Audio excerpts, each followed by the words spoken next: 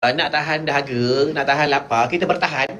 Masa minum air tu baca surah Al-Kausar tu. Bismillahirrahmanirrahim. Inna a'tainakal kausar. Ambil air ni, ambil cawan ni masa nak bersahur tu. Aku ajarkan ya. Bismillahirrahmanirrahim. Inna a'tainakal kausar fasholli li rabbika wanhar inna syani'aka huwal abtar. Abtar, abtar, abtar, abtar, abtar, abtar. Minum. InsyaAllah tahan sampai petang. Tak ada dahaga. Ya.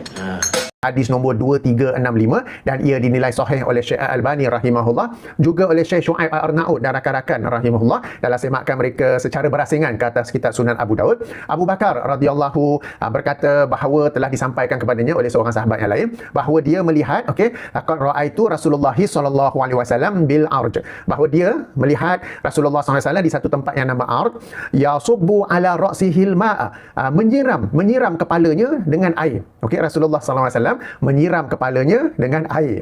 Wa huwa shaimun minal atashi aw minal harri. Dan baginda ketika itu sedang berpuasa dan merasai atashi ini kehausan, dahaga ataupun kehausan, aw minal harri atau kepanasan, atau boleh jadi kedua-duanya. Jadi yang saya bawa hadis ni nak tunjukkan bahawa Rasulullah sendiri sallallahu alaihi wasallam merasai kehausan, dahaga dan juga kepanasan sampai-sampai baginda menyiram kepala dengan air. Ya. Orang yang surah ni diturunkan kepadanya, yang paling faham tentang surah ni, dia pun, yang ini baginda Muhammad, baginda Rasulullah SAW, tidak menjadikannya satu petua. Ustaz ni dia lagi bijak, lagi pandai, lagi genius kononnya daripada Rasulullah SAW, sehingga menjadikan ia satu petua untuk mengelak rasa dahaga atau haus ketika sedang berpuasa. Okey, baik.